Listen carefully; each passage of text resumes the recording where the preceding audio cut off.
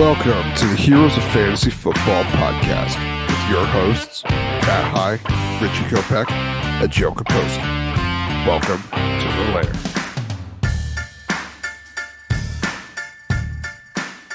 And welcome back to another episode of the Heroes of Fantasy Football podcast. I'm your host, Matt High, joined by the guys here, Joe Capozzi and Rich Kopech. Joe, how you doing tonight? I'm doing swell. It's Friday, which means we're done with work for the week, and I'm ready to get into all sorts of football activities. Nice. Getting How about ready you, to Rich? party. I'm good. I'm good. I'm going away on vacation for the next 2 weeks, leaving tomorrow. So I'm quite excited for my trip. Just looking forward to that and my vacation. That's about it. Football too. Football too. Yeah, I was gonna say you're not gonna be sitting there making trades while you're overseas, I sending some might things just, out. I might. We'll see. Then he could blame the Wi-Fi over there, saying, "Oh, I didn't send the trade." Could do that. But all right, so part two today of the last episode where we have some rankings disputes. We got some guys in different places and time to talk about it. But first things first, we got a quick question. Now, each one of us is going to name a player we're projecting for negative regression in 2023. So I'm going to jump in first because I like mine a lot. I'm going to go with Deebo Samuel. This offense, it could be a cop out answer because there's a lot of speculation with this offense. Is it going to be Trey Lance? Which after the last episode, I do want to admit I do now have Trey Lance as the statted out quarterback for the San Francisco 49ers. But even if it's him, if it's Brock Purdy, if it's Sam Darnold, either way, Deebo Samuel is at the point where I believe he's being drafted way too high for what he actually is. And if Trey Lance is the quarterback, I don't believe they're going to rush the ball with him as much. So that's going to go down. And unless he's super, super efficient, which granted he can be, he has the potential to do that. I just don't see him as one of these top guys that everyone's kind of going after for. Um, so I do think he's going to take a step back, and in that, I believe this is going to be a Brandon Ayuk season. This could be even bigger than last year. We all heard all of the talk in the offseason last year, going into 2022, that you know Ayuk was Lance's favorite target, and I see that happening again. So that's where I'm going to go with that guy. What do you guys think about Debo? I like Debo. I know. I mean, I definitely think that maybe you're being a little bit too harsh on him. He's a elite weapon anytime he gets the ball in his hands. They know that over there. So I think that there are going to be plenty of opportunities for him to do what he does best. Maybe not as much as far as in the rushing potential there. So I do understand the negative regression there, no problem. With Trey Lance under center, of course. But yeah, I mean, I still think that Debo's got a solid shot at still being the man. Well, you're wrong. I'll just say that. Yeah, I'm kind of with Richie on this one. Debo is just too good of a player to not back. Um, he's the wide receiver one there. I mean, Ayuk's good, but you're still obviously you're looking for either Kittle or Debo downfield if you're throwing the ball. I know they put in that his contract, that rushing incentives, so they like him rushing the ball. They move him around all over that offense, and I think he's a key part. So I don't know. I'm a Debo supporter. Oh well, Joe, who's your guy? For negative regression, and this isn't saying that they're a bad player. It's Christian Kirk. Um, Calvin Ridley's going to be back. I know he took a year off football for betting, but we saw what Calvin Ridley could do with Matt Ryan and the Falcons. He was a dangerous deep threat weapon, and I think he's only going to be a useful weapon for Trevor Lawrence. I feel personally, I feel like he's going to overtake Kirk for that wide receiver one role. I think they're going to use Calvin Ridley a lot, and it's just going to go into Kirk's target share. Not saying he's not going to be good. I'm just saying he's good based off of last season. His production is going to be a little less. Just he's splitting a lot of targets with Ridley, and I think Ridley's going to see a lot of those big throws that Kirk was seeing last season. I hope that's not the case because It's I like Christian Kirk, especially this season. But it could be. Could be right. We'll find out, I guess. either way though, I do like the Jaguars offense this year. Pretty excited to see what they're gonna do. Same. I'm very excited. All right, Yeah. so you're up next, sir. Who you got? Well, so mine is going to be Devonte Adams, and it's again just like Joe said, not a bad player. Obviously, we all love Devonte Adams, and we know how elite he really is. But I just have some question marks as far as who's throwing him the ball, and even if it's going to be Handsome Jimmy, I don't exactly think that's going to bode well exactly for him. So it's definitely something that I'm a little concerned about, and I think it's just going to hit him in a negative way. Even in if Jimmy goes out of the picture, I'm hearing Carson Wentz coming in. It's just it's a little concerning. I don't know, how much production there's going to be really for Devontae Adams to have. Yeah, it's hard because Adams is such a good talent, and last year I think was a lot to do with his college quarterback, and that kind of elevated him, and he proved like it doesn't matter. So I do think he's going to take a step back. So I do agree. I just don't know how much of a step back because Yeah, he's just too good at football to not throw the ball. Like it's true. it's going to be hard, but we'll see how that works out. But anything to add on Mr. Adams, Joe? No, I agree with Richie. I mean, if I kind of like him if Jimmy G's there, but if Jimmy G's not there, who knows what's gonna happen over there? So who knows? Maybe Cam Newton's back. There ain't 32 quarterbacks in the league better than Cam Newton. So Oh Yeah, no. yeah, we'll see about that. I have a feeling there's a lot more, but who knows? We'll see. we'll I mean, see. We'll see. confidence is at an all-time high for someone that doesn't belong to a team. So, all right, so let's get right into it. We got things to say, Yes, sir. things to talk about, people to disagree on. So, as with the last episode, Joe is going to be the judge.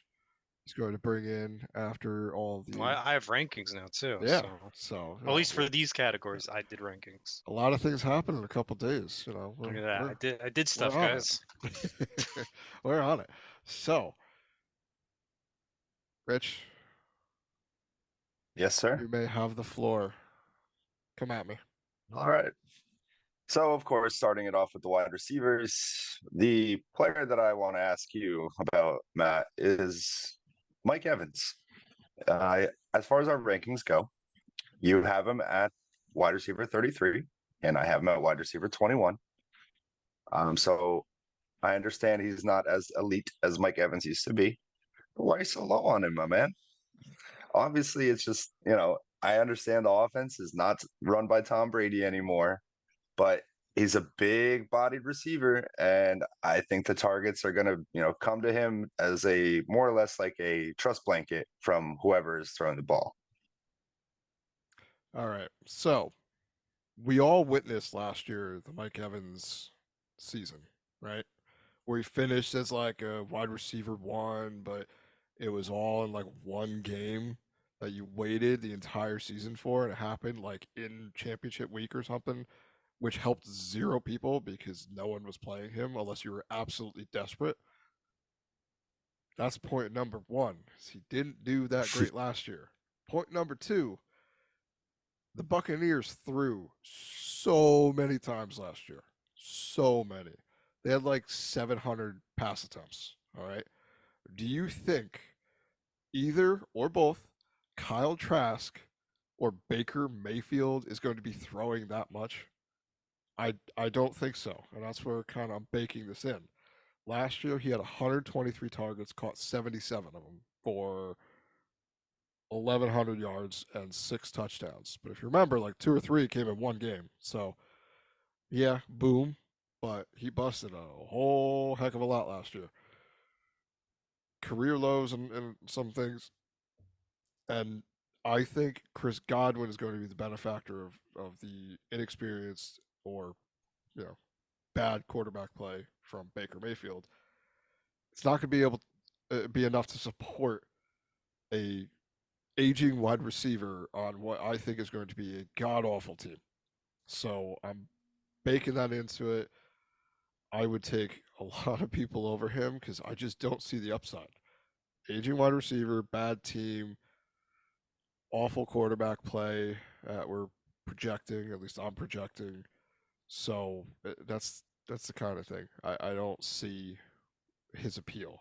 You know, if you get him as a wide receiver 4, oh, okay, I could see that, but you're not going to because people are going to draft him higher because of his name value. I'm staying away from the Buccaneers at all costs. So that's where that's my point. So I give the floor to you, Judge. Well, I have him ranked really low. I don't think he should be as low as have him at 46. I don't think that's right. But Oh no. I also I agree with Matt. I don't think I have him as high as I normally would, just based off of one, he's aging. Look at Keenan Allen last year. Keenan Allen went in, everyone's like, oh, he's gonna be really good, and he played a handful of games. So I think that might be similar situation with Mike Evans. Not wishing him any sort of injury, but older players are more prone to it. And looking at the running or the quarterback situation over there, I like Baker Mayfield. I think he gets a little more flack than he should, but again, he's no Tom Brady, so we'll see how they build a connection over there with Baker or Trask, whoever is playing down there. But he's definitely a little lower on my boards than he was last year. So I kind of agree more with where Matt has him in his rankings. Rich, I got a question for you. Would you take Mike Williams or Mike Evans? Which one of the Mikes you taking? Mike Evans. No hesitation there. I have way more concern with Mike Williams as far as his health and and also just with Quentin Johnson coming into the scheme there. I don't know what we're going to see from him or how much of it is going to eventually take away. But I do imagine Quentin being the new Mike Williams at some point. So I understand they're both aging out, but at least Mike Evans doesn't really have any health issues per se. He does play games, and Mike Evans. I actually agree with Richie there. I mean, you're asking, do you want a wide receiver 1 or a wide receiver 2? The answer is almost always a wide receiver 1. Even if they're not on a great team, they're going to be one of the first looks for touchdown throws, one of the first looks for outs. They're going to see more production usually than a wide receiver 2, unless they're on a super productive throwing heavy team. That's why the one player that I saw you guys murdered him was Michael Pittman Jr. You guys had Richie has him at 67. Rookie quarterback, man. Rookie running I quarterback. know that, but They don't 67. maybe I'm not saying maybe a he's my little. wide receiver 1, but I guess I don't like him. guess not. Yeah. But all right. So 67, huh? Wow. now's my turn to challenge you, sir. What's your deal with Tyreek Hill? Currently ranked as the wide receiver 2 behind Justin Jefferson by myself.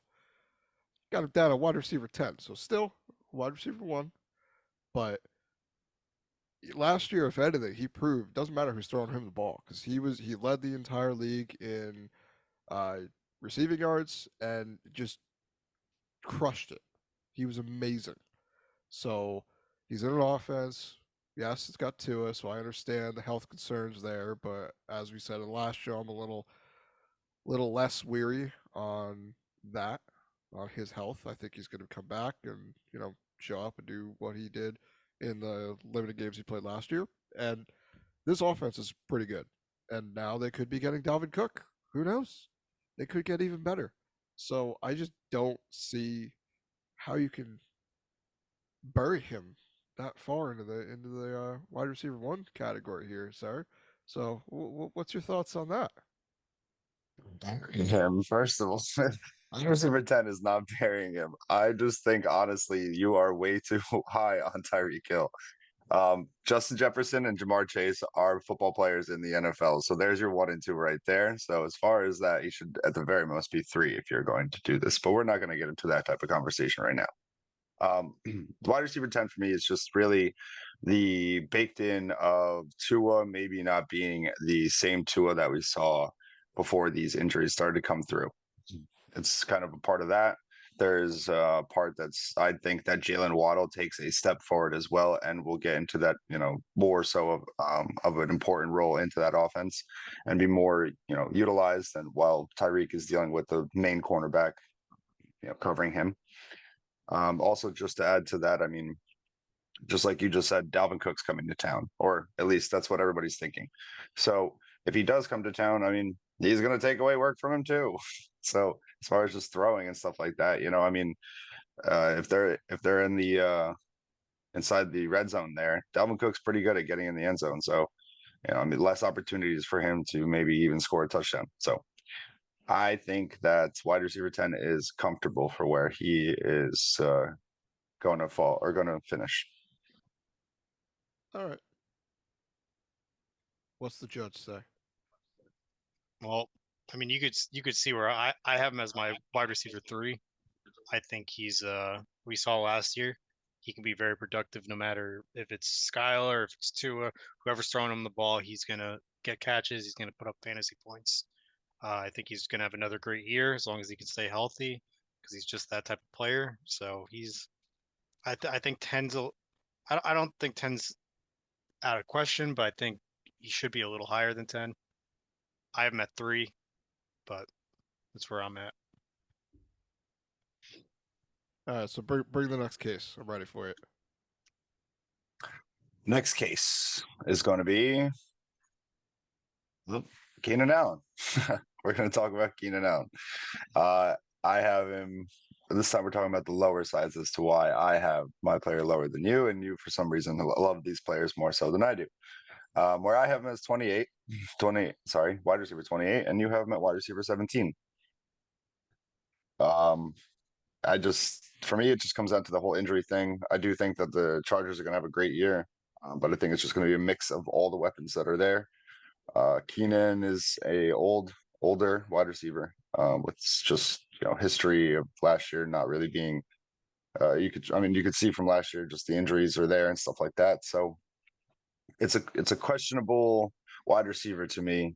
I love Keenan Allen, and as far as the receptions, it seems like he's always there for them. But I don't know. I just have questions as far as the health and whatnot. So that's why I'm a little bit lower on him, I believe. But why at 17, Matt? Well, as I think everyone knows now, I'm very high on the LA Chargers offense this season with the hiring of Kellen Moore. And he targets his wide receiver his number one target on the team in a very high fashion, as we saw last year with CeeDee Lamb on the Dallas Cowboys. And I do think in this offense, they're going to be looking to score points very quickly, like he's done in Dallas. And with Keenan Allen being that guy that's reliable, good talent. Yes, I know the injury concerns are there, and maybe I'm not accounting for those as much as you, which is why he goes up. So maybe I should move him down slightly, but I do think he's at worst a wide receiver 2 with upside. We've seen it in the past. If he doesn't score a ton of touchdowns, but he's just a target monster. And last year, when he came back from his injury, from his hamstring injury, I think he was like the wide receiver 5 in total points. Points per game for the rest of the season. So having that potential upside on a team that I'm projecting to be very, very good this season with Justin Herbert, I think he's going to be finishing kind of where he usually does, in when he's not injured.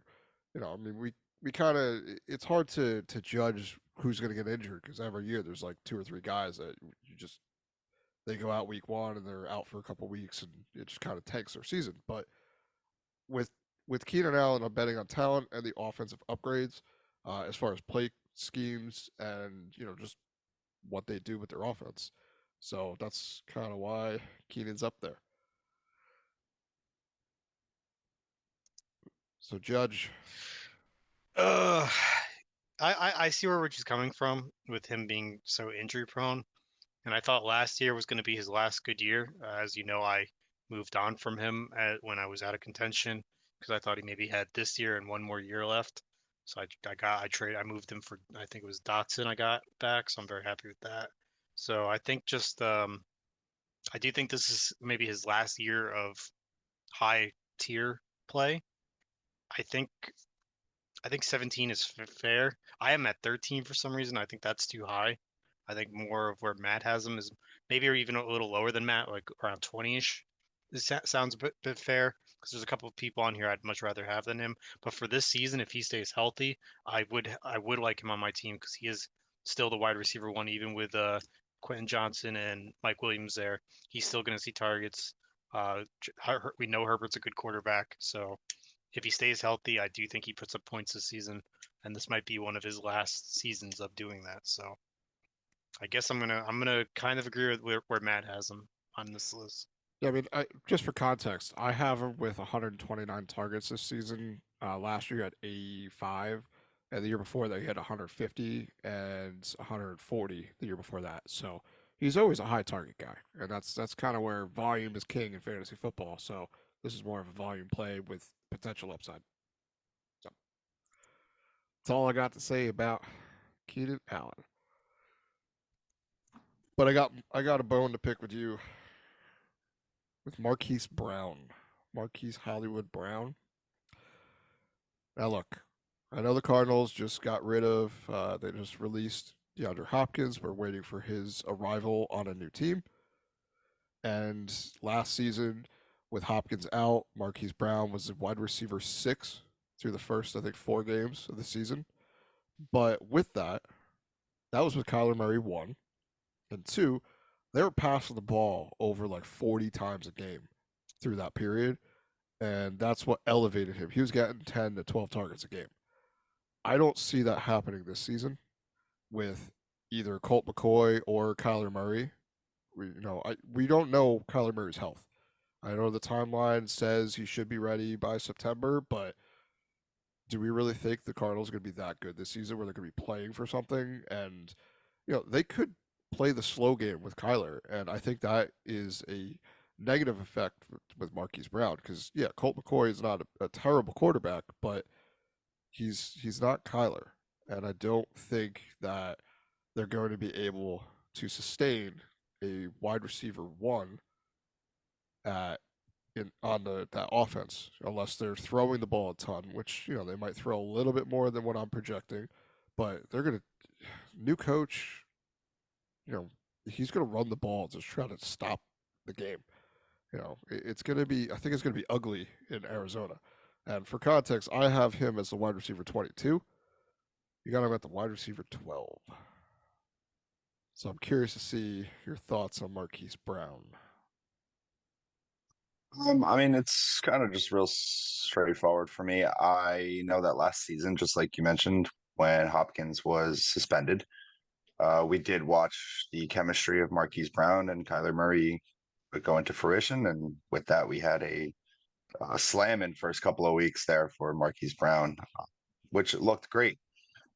So for me, it's just a matter of I think Kyler is going to be ready for the beginning of the season because of this pressure now, where there is already rumors of the Cardinals in a full tank mode, and at that point, Kyler's got to be concerned that his job's in jeopardy. With quarterbacks coming in next season's draft that are as good as from what we hear. So with that being said, I think that Kyler gets himself onto the field for week 1, and we do see, just like from last year, same beginning, we see more of that. And that's kind of why I have him as high as I do. Cast your verdict, sir. I agree and disagree with Richie. I agree with where he has him. I think Marquise Brown is the obvious wide receiver 1 there.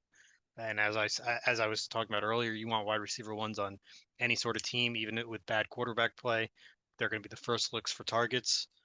There's not much else to throw the ball there. You got Trey McBride and just still think he's going to have a good season regardless of who's under center. I don't think Kyler starts this season. I read an article that he's planning on making a mid-season debut. So I think that's where Kyler is going to come in mid-season. But even coming in mid-season, and even with Colt McCoy in the beginning of the season, I think Marquise Brown still is worth his weight for fantasy points, and he's going to get those targets. All Colt right. McCoy is pretty serviceable. He's a player. He He plays is a football. player. He shows up on game day. So, all All right, right, all right, let's go into tight ends. right. Can I ask you On a to quick tight question? ends. I want to ask one more wide receiver question before we get off. You're the Is judge. You what- can do what you want. What do you guys have against Juju? You have Richie has him at 55. You have him at 40. So Juju, of course, was signed to a 3-year deal with the Patriots. He's the obvious wide receiver 1 for me there. He's coming off a season where he played on the Chiefs. He was wide receiver 37 there, which is a pretty good spot there. And if you look at even last year with the concerns with Mac Jones and Bailey Zappi, they still somehow turned Jacoby Myers into wide receiver 33. So now Juju's going from a team with a lot of mouths to feed from the Chiefs to the Patriots, where he's going to be one of the clear-cut targets. I don't see how he gets so buried in the depth chart. Because Hopkins is going there. I'm just kidding.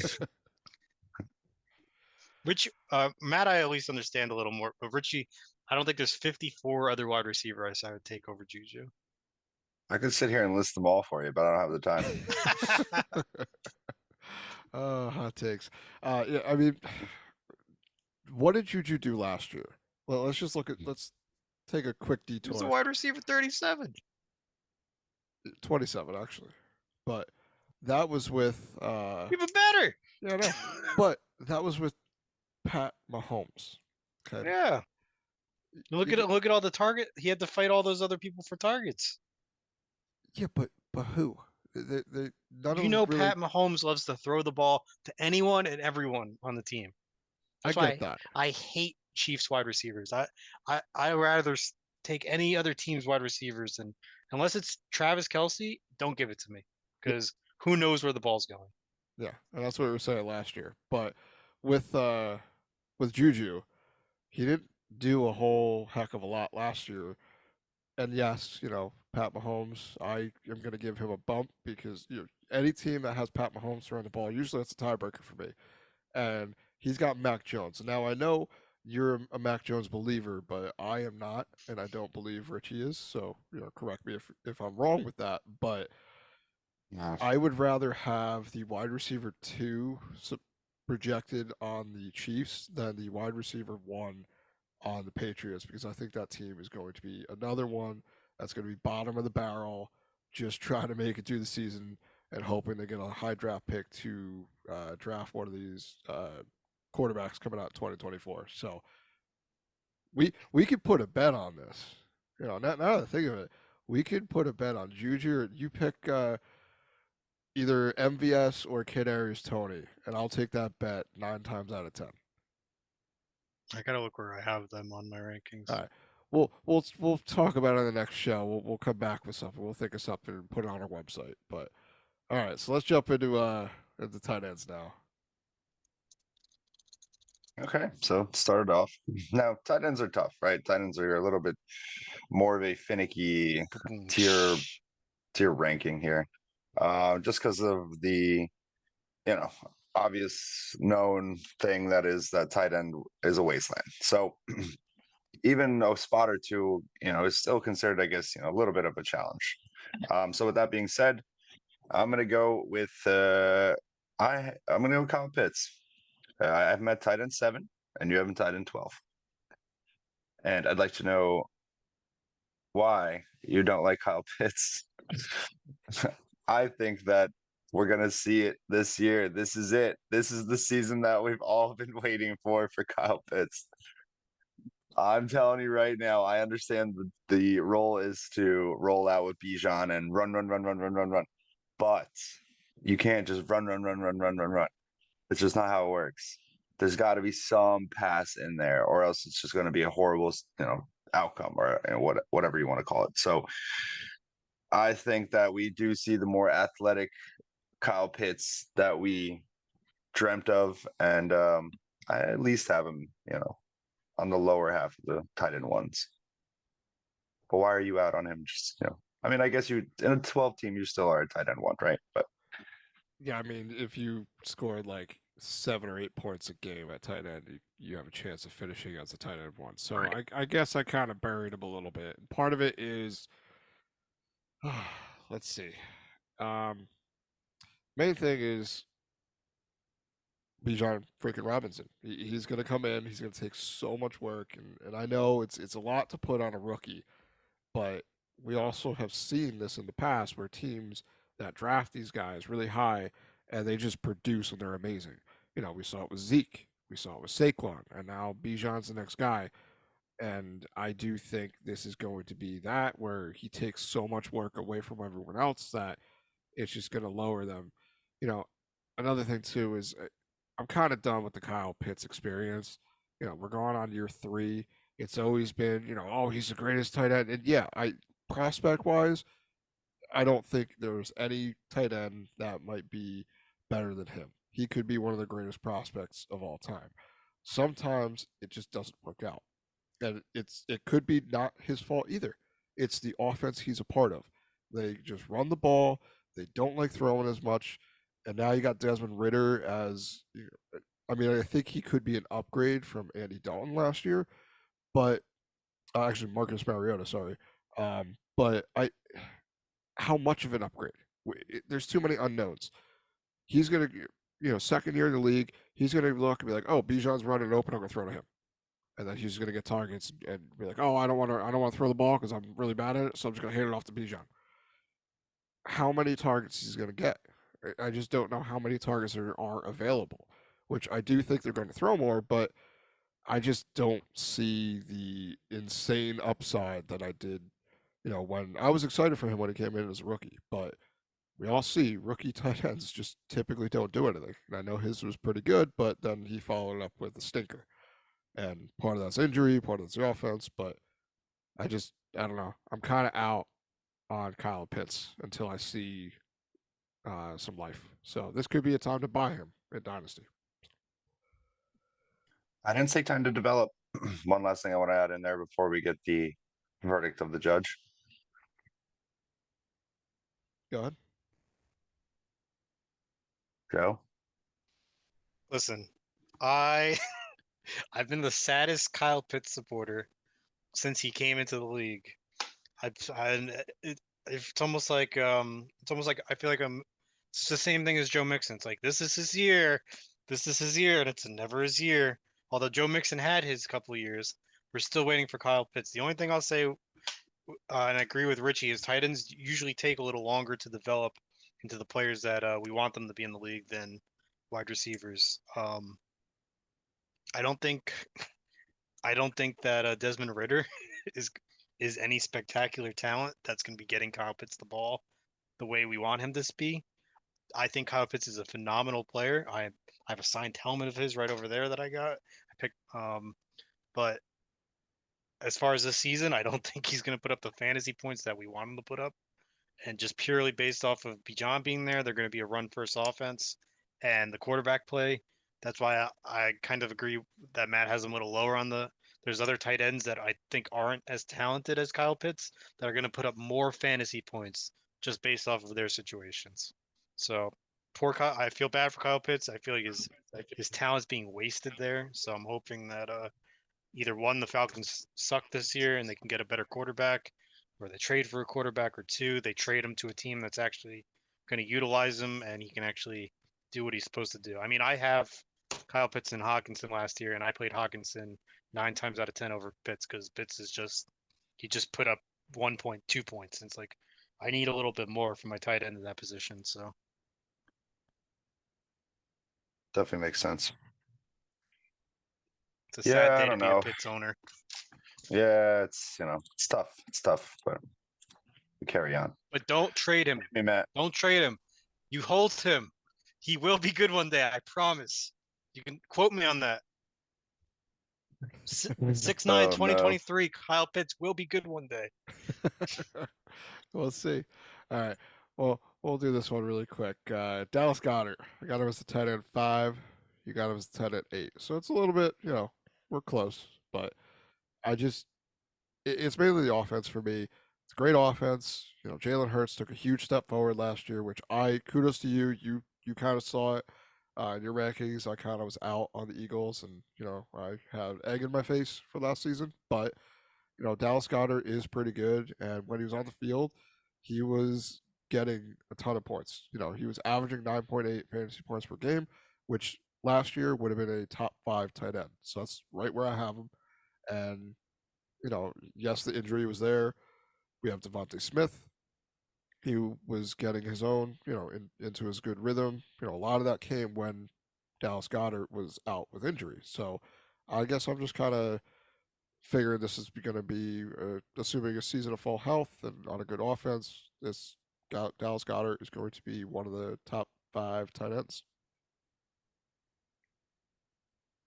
I mean, I guess I'm just a little bit lower, than you, just because of really just the weapons around him as a whole. I think that there's going to be a little more integration with the running backs this year, with passing to them. Not that tight end 8 is nothing to be like upset with. I mean, the thing is that I think we're going to see more. I mean, we're going to see. Honestly, I don't think it's going to be the same type of offense that we saw exactly last year. I think they're going to try to get close to it, but things are going to be just a little bit different. And I think Goddard kind of is the results of the difference there. So, All right, Mr. Judge. Funny enough, you have Matt tight end. You have him at tight end 4. Richie has him at tight end 8, and I have him at tight end 6. So I'm right in the middle of both of you. I think there's a couple tight ends I'd rather have over him as a top 5. Kittle, Hawkinson, Waller, Kelsey Andrews. I think those are my top 5 elite for the season. But I just still think Goddard's very good. I mean, not that Richie thinks he's bad either. I mean, he has him at 8. That's a good position. But I do agree with Richie. He's not one of my top tier to go after in an early round. And I think he's going to be serviceable, but just not in a top 5 position. Fair enough. Maybe I have him a little high, but we'll see. Early rankings. We'll see how the cookie crumbles. how the cookie crumbles. All right, sir. Tight end that I am lower on than you would be Gerald Everett.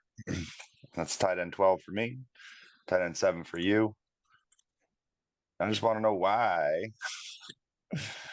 Why are you so? I mean, I obviously I know why already, just because of the whole Keenan Allen talk before. I know how into the Chargers offense you are, and I don't know why. I guess my rankings show that I'm not per se, because I do think the Chargers are going to be all right, but my rankings say otherwise.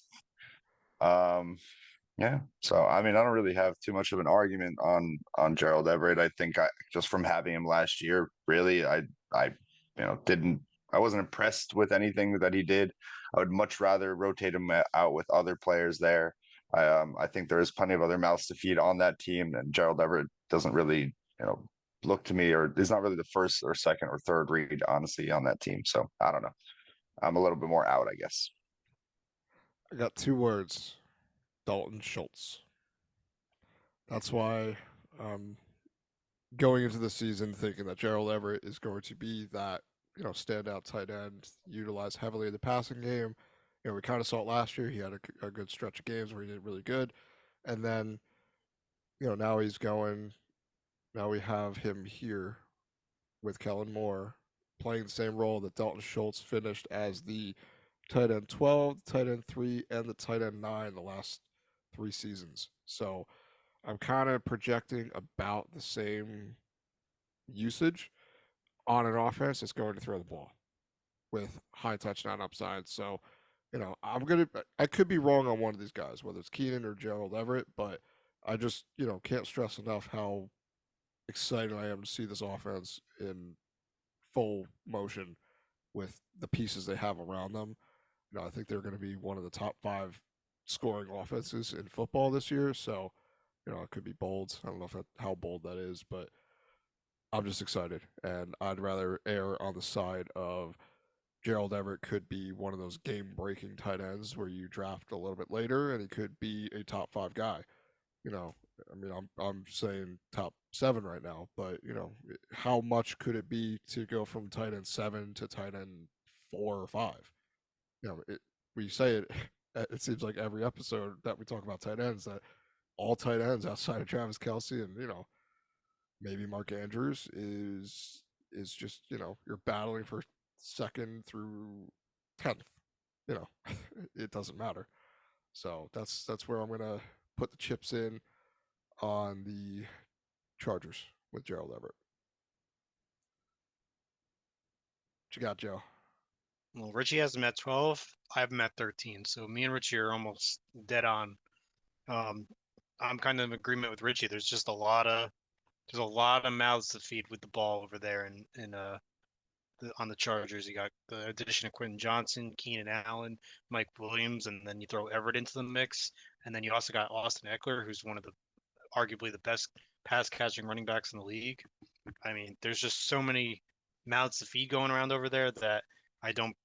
I like Everett. I like the team he's on. I don't have him as highly as you have him at, just purely based on that. There's so many other weapons there that I don't think he's going to get the fantasy points to put him at number 6 like you're projecting. All right, folks, you heard it here. The Chargers are going to be great, and I'm with you. The other two, these guys, they think they're going to suck. So, just remember. That is not what I said at all. I heard what you weren't saying. Don't worry.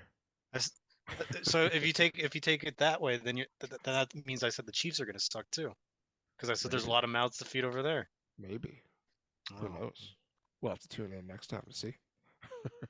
crazy. All right. So now it's my turn. Our final guy, the final case to be made. George Kittle. Why are you very high on George Kittle? You have him as a tight end 3. I am as a tight end 11.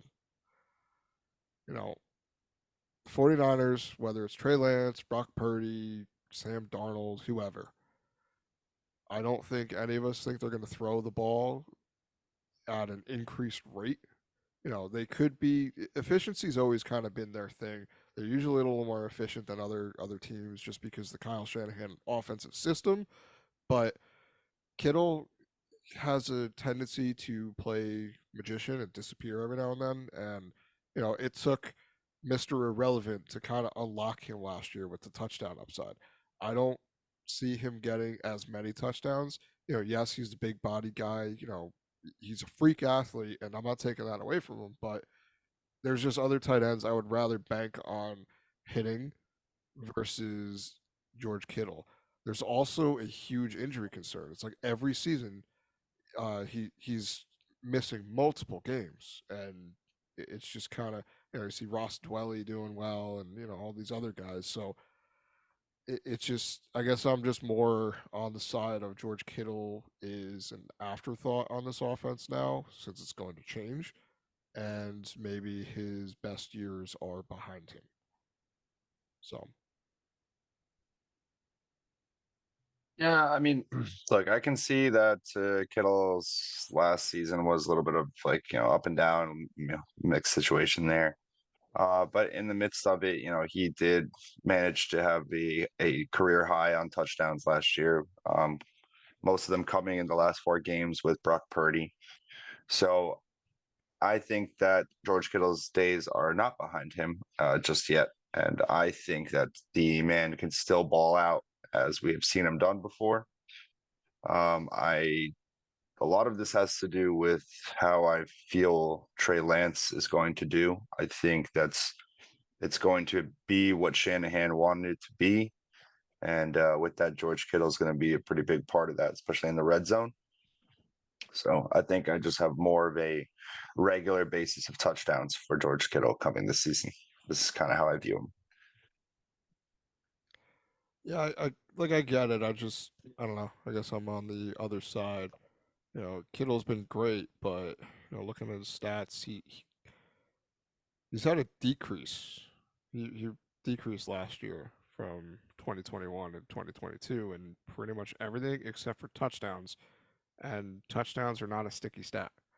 So it took 11 touchdowns to finish as the tight end too, but all the other times he was a little bit lower, and it's just I don't know. I guess I'm just more of a Debbie Downer on the Niners outside of Brandon Ayuk and Christian McCaffrey. So, cast your final verdict tonight, sir. I'm gonna go with Richie. Richie has him at 3. I have him at 5. You have him at 11.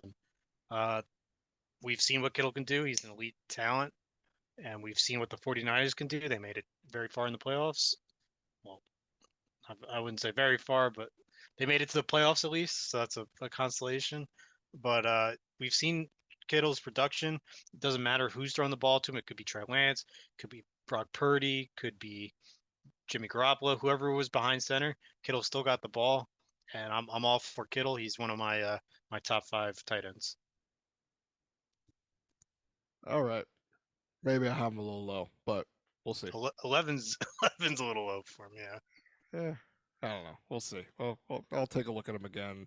These are going to be work in progress. We're working on these, especially for with all the sure. news coming out now too. We're waiting on DeAndre Hopkins. We're waiting on Dalvin Cook now. Like we got a lot to change in the offseason. So, we're gonna keep working on those. But I don't know. That was fun. It was good to kind of wrap our heads around where we were putting some of these guys and why we're doing it. So that was, I think, a good exercise.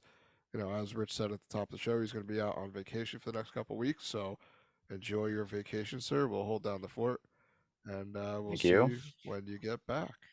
So that's going to wrap things up for us tonight.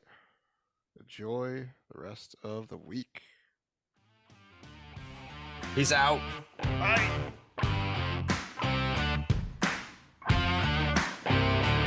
Thank you again for tuning in to another episode of the Heroes of Fantasy Football podcast. Follow us on Twitter at TheHeroesFF.